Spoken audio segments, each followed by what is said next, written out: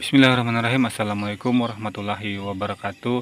Nah, kawan-kawan semua, pada kesempatan kali ini saya akan membagikan tentang cara merawat tersier pohon anggur supaya tumbuh subur, merata, dan tidak terkena serangan penyakit ya.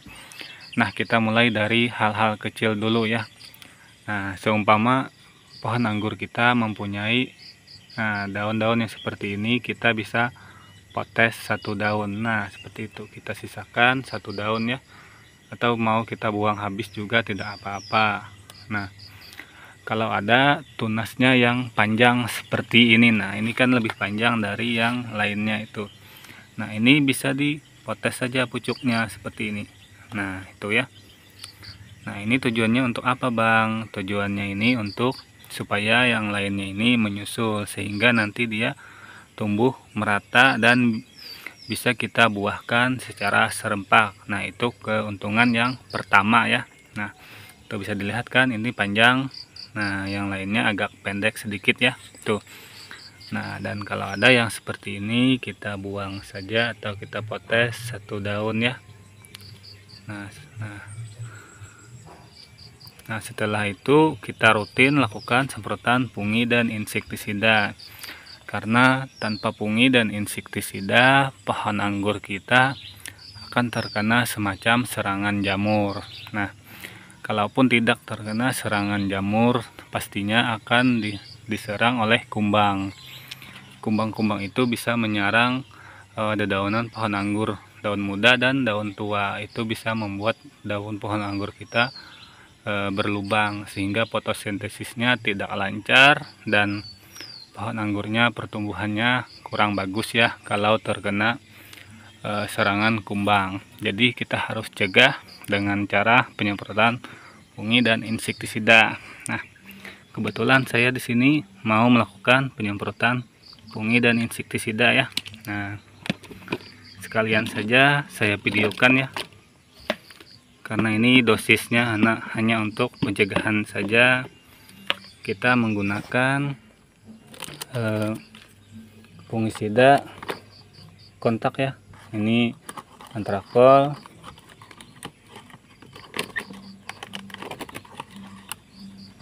Nah,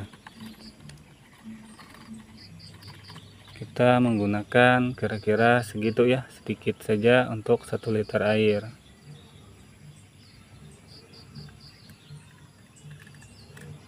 Nah, itu ya. Untuk insektisidanya seperti biasa kita menggunakan ini ya. Ini juga sangat ampuh sekali untuk mengusir kumbang-kumbang dan hama-hama lainnya ya. Karena biasa ini kita gunakan untuk tanaman cabai, sangat ampuh sekali untuk mengobati semacam serangan hama, kumbang, dan yang lainnya. Nah, sebelum melakukan penyemprotan ini, yang perlu kawan-kawan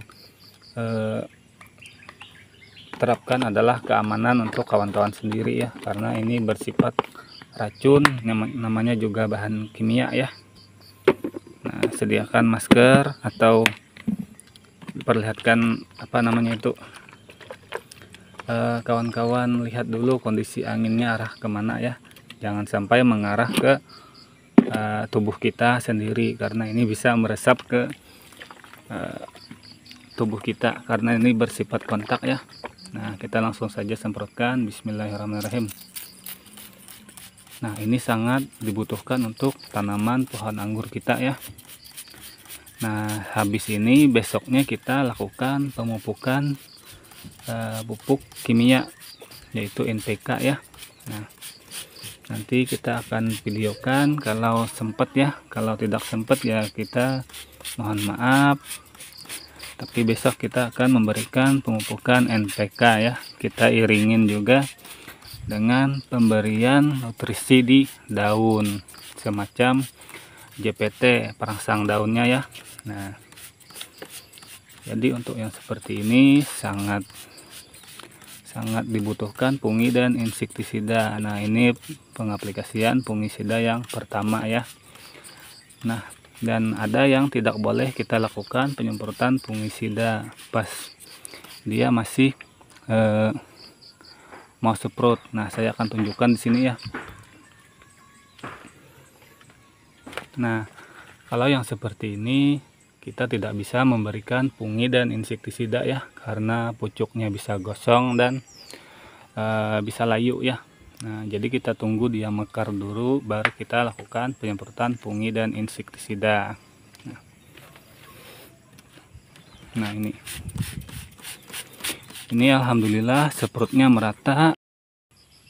Nah, kemarin kita sudah melakukan penyemprotan fungi dan insektisida. Sekarang saatnya kita melakukan pemberian pupuk dan nutrisi semacam JPT, zat pengatur tumbuh, dan yang lainnya ya. Ini mereknya sudah saya hilangkan. Nah, ini kita gunakan kira-kira 1 minggu 1 kali atau 10 hari 1 kali ya. Nah, ini dosisnya yang kita pakai adalah 0,5 ml per 1 liter air ya.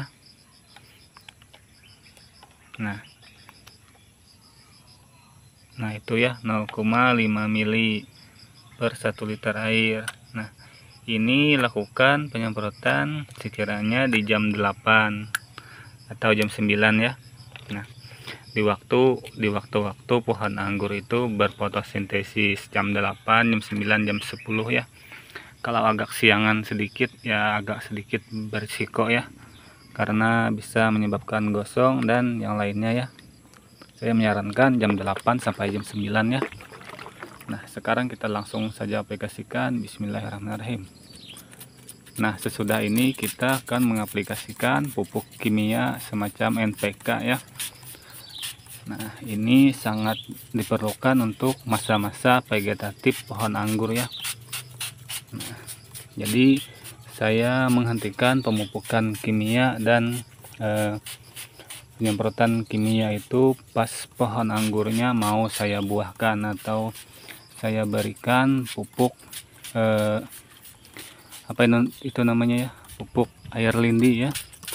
Air lindi saya rutin 1 minggu 2 kali. Nanti selama 1 atau 2 bulan saya akan pangkas pembuahan ya. Nah, seperti ini saja mungkin ya. Nah, kita langsung ke pemupukannya.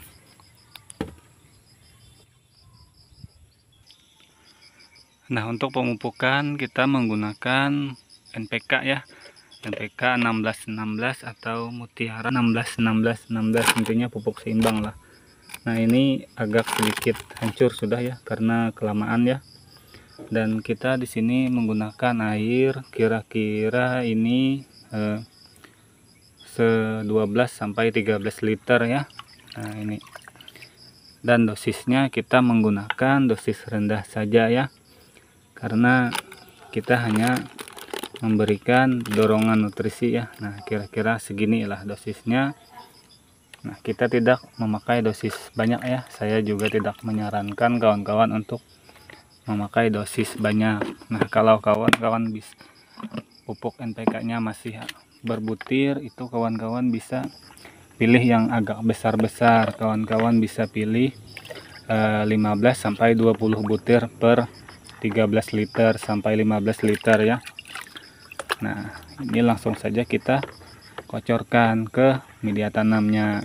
Dan Bang, apakah tidak bentrok penyemprotan JPT tadi dan pemberian pupuk ini?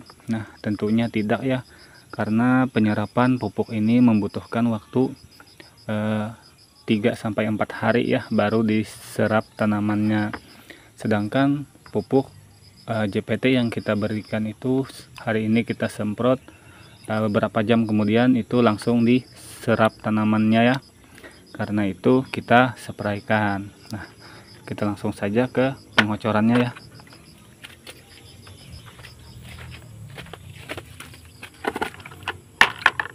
Nah, untuk pengocoran di sini kalau kawan-kawan mau hemat pupuk, bisa kawan-kawan basahi dulu medianya ya. Jadi nanti kita menggunakan pupuknya sedikit saja. Kalau tidak dibasahi ya mungkin 13-15 liter ini hanya untuk satu pohon ini saja. Nah, jadi untuk menghemat pupuk, kawan-kawan bisa basahin terlebih dahulu media tanamnya. Nah, mungkin itu saja ya. Sampai jumpa di video-video selanjutnya. Semoga bermanfaat. Semoga pohon anggur kawan-kawan semua bisa berbuah dan tumbuh subur ya.